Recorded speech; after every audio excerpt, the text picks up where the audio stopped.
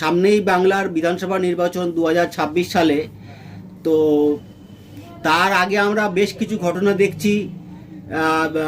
আমাদের মুখ্যমন্ত্রী, বিরোধী দলনেতা এবং মূল যে দুটো রাজনৈতিক দল তৃণমূল কংগ্রেস এবং বিজেপির বিভিন্ন নেতা নেত্রীদের মধ্যে বিভিন্ন ঘটনা, সেইগুলো কি ব্যাপার, সেগুলোর অন্তর্নিহিত অর্থ কি, অনেক ক্ষেত্রে আমরা বুঝতে পারছি না। সেই ব্যাপারে একটু জানতে চাইছিলাম যে চ্যাটার্জিবাবুর কাছ থেকে, যে সাম্প্রতিক যে রাজনৈতিক ঘটনাপ্রবাহ চলছে সেই ব্যাপারে যদি আপনার দু চার কথা আপনি বলেন আমাদের দর্শকদের সামনে, যে কি ইঙ্গিত করছে এই ঘটনাপ্রবাহগুলো। শুনুন, আমি একটা কথা বলি। বর্তমান কংগ্রেসের যে স্ট্যান্ড, ইন্ডিয়া জোট তো ভেঙে গেছে, যেটা মমতা বন্দ্যোপাধ্যায় নিজের ক্ষমতায় ইন্ডিয়া জোটকে এক করেছিলেন, কিন্তু সেই জোট দিল্লির ইলেকশনে ভেঙে গেছে। এখন কংগ্রেসের একটা স্ট্যান্ড হয়েছে কি, বিশেষ করে রাহুল গান্ধী একটা স্ট্যান্ড নিয়েছেন যে কোনো আঞ্চলিক পার্টিকে আগামী দিনে তারা কোনো সাহায্য করবে না। তারা ঠিক করেছে 2029 সালে যে লোকসভার ভোট হবে, তাতে যদি তারা 150 সিটে পায়, তাহলে বিরোধী নেতা হিসাবে, বিরোধিতা হিসাবে তারা ভালোভাবে লোকসভায় করতে পারবে। কিন্তু আঞ্চলিক দলকে বারবার হেল্প করে, আঞ্চলিক দল বড় হয়েছে, কিন্তু কংগ্রেসের কিছু হয়নি গত 15 বছরে। তাই তিনি একটা স্ট্যান্ড নিয়েছেন যে দিল্লির মতো কেজরিওয়ালকে তিনি সমর্থন না করে তিনি বিজেপিকে পাশ থেকে জিতিয়ে দিয়েছেন। সেরকম আমার মনে হয় পশ্চিমবঙ্গে 2026 সালে যে ইলেকশন আসছে, তাতে ওনার স্ট্যান্ড একটা আমরা ভেতর থেকে জানতে পেরেছি যে উনি পশ্চিমবঙ্গের টোটাল যে বিধানসভার সিট আছে, টোটাল সিটে উনি প্রার্থী দেবেন। এবং ওনাকে এখানকার যে নতুন সভাপতি হয়েছেন মিস্টার শুভঙ্কর সরকার, সেটা বুঝিয়েছেন যে আমাদের কংগ্রেসের ভোট অনেকটাই আছে, কিন্তু আমরা সবসময় কি বলে মমতা বন্দ্যোপাধ্যায় তথা তৃণমূলকে সাপোর্ট করে আমরা এই জিনিস ভুল করেছি, যেটা 2011 সালে করেছি, 2016 সালেও করেছি। অতএব আমাদের এখন আমরা নিজেরা যদি প্রার্থী দিই, তাহলে আমরা পশ্চিমবঙ্গে অন্তত 40 থেকে 50 সিট পেতে পারি, কারণ আমাদের মুসলিম ভোট অনেকই আছে। তা সেই ক্ষেত্রে যদি কংগ্রেসের সঙ্গে মমতা বন্দ্যোপাধ্যায়ের অ্যাডজাস্টমেন্ট না হয়, যদি কংগ্রেস মমতা বন্দ্যোপাধ্যায়ের সঙ্গে অ্যাডজাস্টমেন্ট না করে, তাহলে মুসলিম ভোট 10 থেকে 15% ভোট কংগ্রেসের ঝুলিতে আসবে। তখনই মমতা বন্দ্যোপাধ্যায়ের ক্ষমতায় আসা অনিশ্চিত হয়ে যাবে। কেননা আমরা যে 2024 সালে যে ভোট দেখেছি, তাতে বিজেপির 39% ভোট এবং টিএমসির 40 থেকে 45 থেকে 46% ভোট। এই 6% ভোট যদি মুসলিমরা টেনে নেয়, এবং তাছাড়া বাংলাদেশের যে অবস্থা, তার পরিপ্রেক্ষিতে হিন্দু ভোট যদি এক হয়ে যায়, তাহলে মমতা বন্দ্যোপাধ্যায়ের পক্ষে ক্ষমতায় আসা অসম্ভব হয়ে পড়বে। সেখানে বিজেপি কিন্তু আসতেই পারে, এটা আপনাকে আমি একটা জানিয়ে দিচ্ছি। কিন্তু আপনি বলুন যে বিজেপির এখন যে সাংগঠনিক অবস্থা, বিভিন্ন বুথে বা বিভিন্ন সারা পশ্চিমবঙ্গে বিভিন্ন অনেক জায়গা আছে যেখানে বিজেপির সেরকম কোনো প্রভাব দেখা যাচ্ছে না, সেরকমভাবে বিজেপির সংগঠন নেই আর কি। হয়তো বিজেপির ভোট রয়েছে কিন্তু বিজেপির সংগঠন নেই।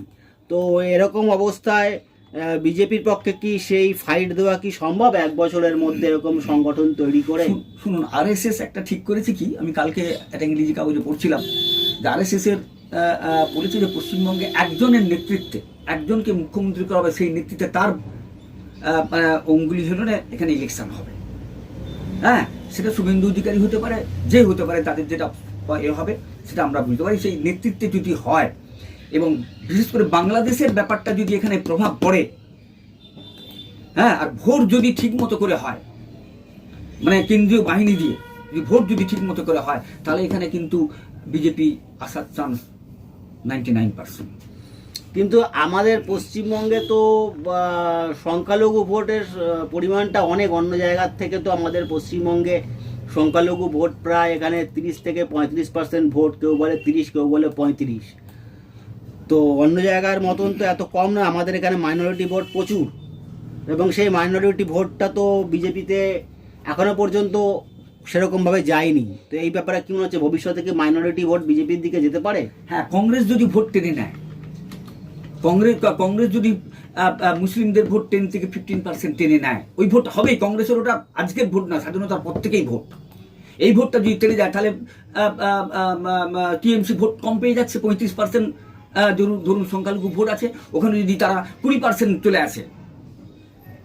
হিন্দু ভোট তো মমতা বন্দ্যোপাধ্যায় 15 থেকে 20% গতবারই আমরা দেখেছি, তাহলে অটোমেটিক্যালি কমে যাচ্ছে। 5 থেকে কংগ্রেস যেমন আপনার দিল্লিতে হয়েছে, ভোট টেনে নেওয়ার ফলেই বাস ভোটে জিতে গেছে বিজেপি। এই পরিস্থিতি হবে। কিন্তু কংগ্রেস কি শুধু হিন্দু ভোট টানবে, ওরা কি এই মুসলিম ভোট টানবে? কংগ্রেস তো হিন্দু ভোটও টানতে পারে। হ্যাঁ, কংগ্রেস হিন্দু ভোটটা টানবে, যার জন্য ভোটটা দুটো ভাগ হয়ে যাওয়ার ফলে, হ্যাঁ, এবং সিপিএম এর থেকে অনেকটা ভোট ভাগ হয়ে যাওয়ার ফলে সিপিএমও কিছুটা মুসলিম ভোট পাবে। ভাগ হয়ে যাওয়ার পরে মমতা বন্দ্যোপাধ্যায়ের পক্ষে যেটা খুব মুশকিল হয়েছে যদি উনি মানে সমঝোতা না করেন। সিপিএম কি মনে হয় আপনার এবারে কোনো দাগ ফেলতে পারবে এই 26-এর নির্বাচনে? শুনুন, সিপিএম 26-এর নির্বাচনে কোনো দাগ ফেলতে পারবে না। এখন কিন্তু ফাইট হবে এবারে, হ্যাঁ, বিজেপি এবং তৃণমূল এবং কংগ্রেস। আমি আপনাকে বলে রাখছি, কংগ্রেসের একটা বড় শক্তি হিসেবে বড় শক্তি হিসেবে আসছে, এবং এখানে প্রিয়াঙ্কা গান্ধী এবং রাহুল গান্ধী যদি এখানে পা দেয়, এবং মিনিমাম যদি 1 মাস করে প্রিয়াঙ্কা গান্ধী এখানে টোটাল এলাকা ঘুরে, ভোট আসতে বাধ্য। কিন্তু প্রিয়াঙ্কা গান্ধী, রাহুল গান্ধী তো কখনো পশ্চিমবঙ্গকে গুরুত্বই দেয় না। এইবার ভোটের বাজারে এইবার আমরা ওরা ঠিক করেছে যে এটা যেহেতু ইন্ডিয়া জোট কংগ্রেসের কথা শুনেনি, কংগ্রেস তো শুনুন, কংগ্রেস পার্টি আরেকটা ভারতবর্ষের যত আঞ্চলিক দল হয়েছে কংগ্রেস ভেঙে, এবং কংগ্রেসের সহযোগিতায় তার আঞ্চলিক দল হয়েছে। প্রত্যেকটা পার্টি, প্রত্যেকটা দল, কোনো দল বলতে পারবে না যে আমি কংগ্রেসের সহযোগিতা নিই বা কংগ্রেসে আমি ছিলাম না। তা সেই পরিস্থিতিতে কোনো দল বলতে পারবে না। তারা কিন্তু কংগ্রেস থেকে খিটটা খেয়ে নিয়েছে, কিন্তু কংগ্রেসকে কিছু দেয়নি। যখনই বলেছে আমরা সমঝোতা যাব না, সেটা মমতা বন্দ্যোপাধ্যায় হোক, কেজরিওয়াল হোক, যাই হোক, তো সেই জন্য কংগ্রেস সেই স্ট্যান্ডটা নিয়ে ফেলেছে। হচ্ছে কথা। আর মোদি সম্বন্ধে আপনার কি মতামত? শুনুন, 2024 সালের ইলেকশনে বিজেপি হয়তো 240টা সিট পেয়েছে, ক্ষমতায় আসতে পারে, মানে ক্ষমতায় এসে গেছে, কিন্তু তারা মেজরিটি নিয়ে আসতে পারেনি। 272টা সিট ফুল মেজরিটি তারা একক পার্টি হিসেবে পায়নি। কিন্তু তারপরে যে ইলেকশনগুলো হয়েছে আপনি দেখুন, লক্ষ্য করে, হরিয়ানা, মহারাষ্ট্র, আজকে দিল্লি, কিভাবে সাধারণ উড়িষ্যা সাধারণ মানুষ কিভাবে বিজেপিকে নিয়ে আসছে, এটা আপনাকে চিন্তা করতে হবে। এটা আপনাকে কিছু চিন্তা করতে হবে। কিন্তু ভোট এলেই মমতা ব্যানার্জি বলে বাংলার মেয়েকে ভোট দিন, তখন বলে ওরা বাইরে থেকে আসছে, বহিরাগত, আমি বাংলার মেয়ে, আমাকে ভোট দিন। এই করে তিনি মানে বাঙালি তাস খেলেন। বাঙালি তাস খেলে ভোটটাকে করায়ত্ত করতে চান, কিছু আমরা গতবারে দেখেছি। শুনুন, উনি যেভাবে এই যে কদিন আগে দেখুন 600 মাদ্রাসাকে উনি সরকারি স্বীকৃত করে দিলেন, কিন্তু টোটাল 840টা স্কুলকে উনি বন্ধ করে দিয়েছেন।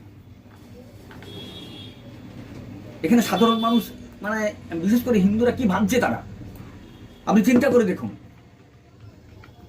তো এইটাই তো একটা বিরাট ব্যাপার। সেই জন্য মানুষ সবসময় বাংলার মেয়ে বললে হবে না। 5 বছর, 4 বছর, 7 বছর, 10 বছর চলবে, কিন্তু 25 বছর চলবে না।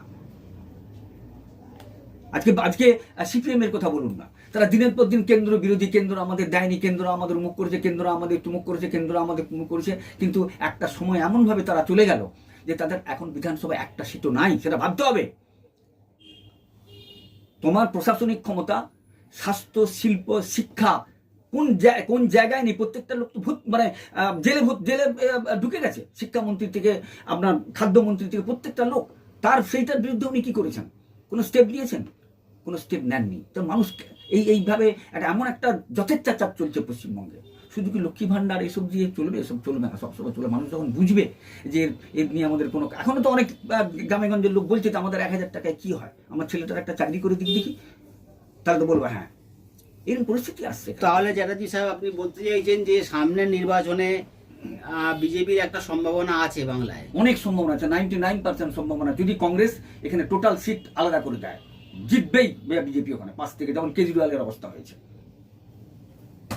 অশেষ ধন্যবাদ আপনাকে মনোগ্রাহী আলোচনা করার জন্য। আগামী দিনে দর্শক বন্ধুদের কাছে আমরা এরকমই গুরুত্বপূর্ণ রাজনৈতিক ইস্যুতে মনোগ্রাহী ভিডিও উপস্থাপিত করব। আপনারা সবাই আমাদের সাথে জুড়ে থাকবেন। এখনকার মতন নমস্কার, ধন্যবাদ।